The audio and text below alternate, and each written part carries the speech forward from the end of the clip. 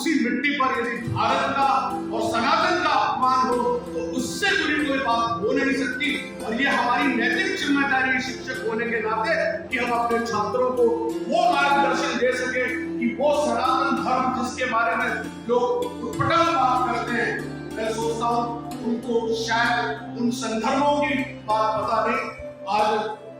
आज जो भौतिक सुख अमेरिका के माध्यम से संसार को मिला, हमने सोचा कि सारी दुनिया उस भौतिक सुख के बाद सुखी हो जाएगी, लेकिन संसार में सबसे ज्यादा पागल यदि कहीं पाए जाते हैं तो यूनाइटेड स्टेट्स ऑफ अमेरिका में पाए जाते हैं। ये उस बात का संकेत है जब हमको लगा कि सुख की प्राप्ति एक सीधी भौतिक साधन, हम एक कार मिलेगी तो हमारा सुख का जो सर्कल है वो पूरा हो जाएगा, लेकिन जब कार मिल जाती है तब हमारी भूख दूसरी सीढ़ी पर चली जाती है और सोचते हैं हमें दूसरी बड़ी कार मिल जाएगी।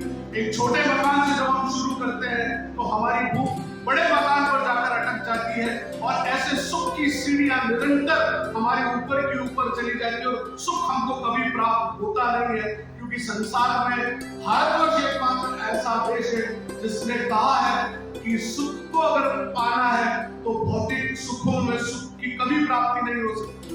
हमने कहा कि ब्रह्मांड में ईश्वरी तत्व यहाँ मौजूद है, उन्होंने सब कुछ खगोल डाला, पूरा खंगाल डाला, लेकिन उनको उन्हें लगा कि कहीं ये भारत के लोग कैसी बातें करते हैं।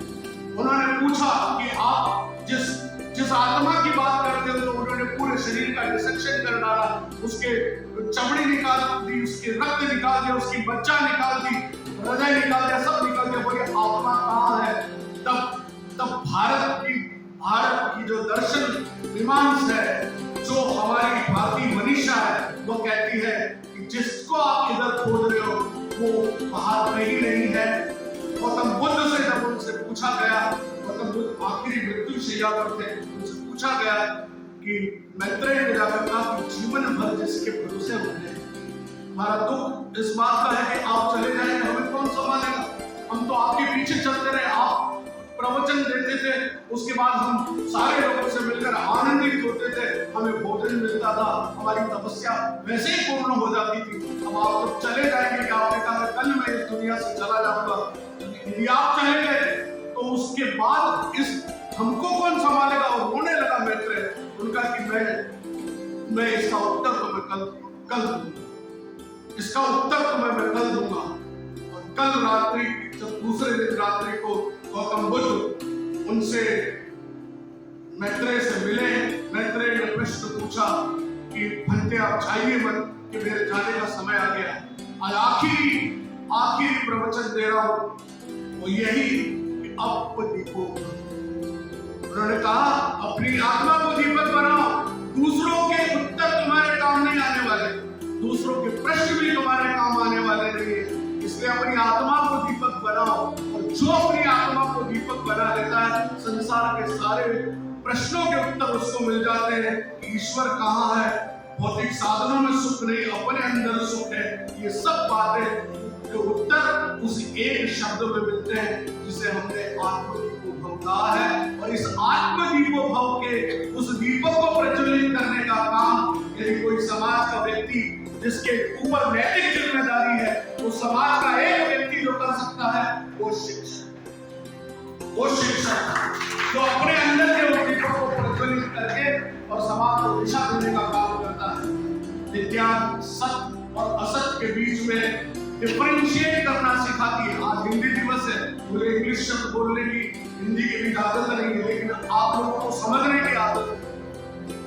कई बार हम हिंदी के ऐसे क्लिष्ट शब्दों का इस्तेमाल करते हैं, लोग कहते हैं आप इतनी कठिन हिंदी बोलते, कई बार समझने में दिक्कत आती है। तो हमने लोगों ने स्लैंग्स यूज करना शुरू कर दी और धीरे धीरे मैंने आज सवेरे एक वीडियो वायरल किया, मैंने लोगों से निवेदन भी किया। मैं आप सब रोटेरियन से भी कहना चाहता हूँ, जब आप किसी विमान में बैठते हैं तो क्या आपकी अपनी प्रतिष्ठा का विषय कि उस एयर होस्टेस से आप अंग्रेजी में बात करें? उसको हिंदी आती है, आपको भी हिंदी आती है, तो हमको हिंदी में बात करने में कोई संकोच नहीं होना चाहिए, शर्म नहीं होनी चाहिए। लेकिन भारत देश में हिंदी बोलने वाले को दोयम दर्जे का समझा जाए और हिंदी फिल्मों के सितारे भी जब अपनी बात करने आते हैं तो वो बड़ी अंग्रेजी में गिटर पिटर करके ये बोलते हैं I am sorry my Hindi is little bit poor. ये कह के तुम क्या बताना चाहते हो? हिंदी फिल्मों से तुम शोषण करके अपनी कमाई कर रहे हो और तुम इस तरह के दोयम दर्जे का व्यवहार कर रहे हो। तो ये शिक्षा देने का काम भी, ये अभिमान, ये स्वाभिमान जिंदा करने का काम भी उस शिक्षक का है कि हिंदी हमारे माथे की बिंदी है और ये सदैव चमकती रहनी चाहिए।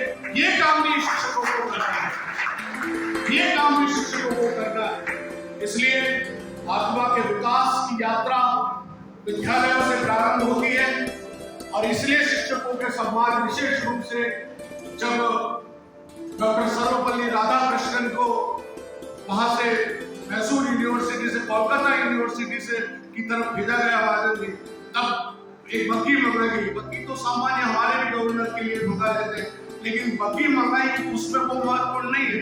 बग्घी मंगाई उसमें घोड़े नहीं थे और उन घोड़ों की जगह पर वो विद्यार्थी जिनके जीवन का निर्माण करने में सर्वपल्ली डॉक्टर राधाकृष्णन ने अपने जीवन को खपाया था, वो घोड़े की जगह पर वो सारे विद्यार्थी लग गए और उस बग्घी को चलाकर उनको विदा किया।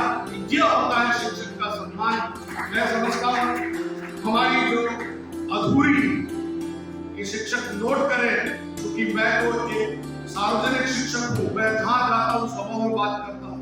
अधूरी, अधम और अज्ञात, ये तीन चीजों से जब हम ऊपर उठेंगे और प्रज्ञा, हर्ष और आनंद का अनुभव होगा, तभी जाकर होगा तमसो मा ज्योतिर्गमय, तभी होगा तमसो मा ज्योतिर्गमय और बच्चों के बीच में मुस्कान फैलाई।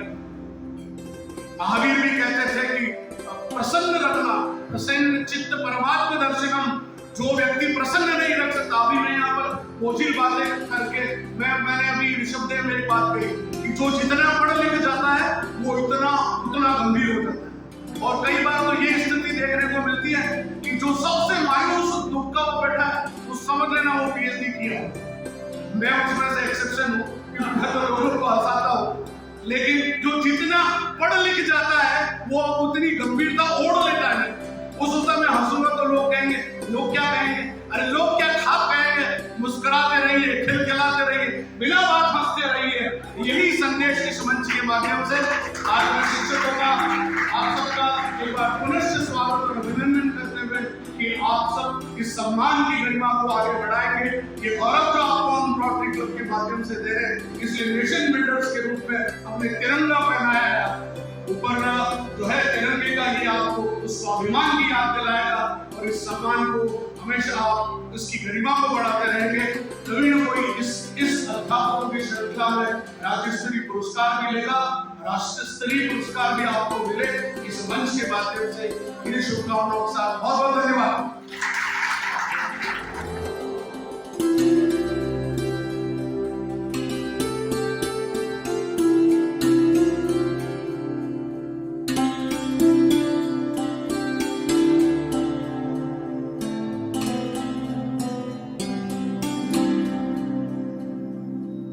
सभी शिक्षकों को अभिनंदन, शुभकामनाएं।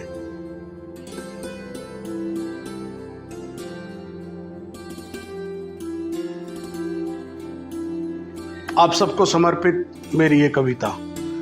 शिक्षक हूं, रोज नित नए जीवन गढ़ता हूं। शिक्षक हूं, बुराइयों से नित लड़ता हूं। हर एक आत्मन जो देह धारण कर आता है, शिशु में मैं वो गोपाल देख पाता हूँ। शिक्षक हूँ, पूतना और कंस से लड़ना सिखाता हूँ। शिक्षक हूँ, झंझावातों में ढाल नहीं देता लड़ने, घाव खाना सिखाता हूँ।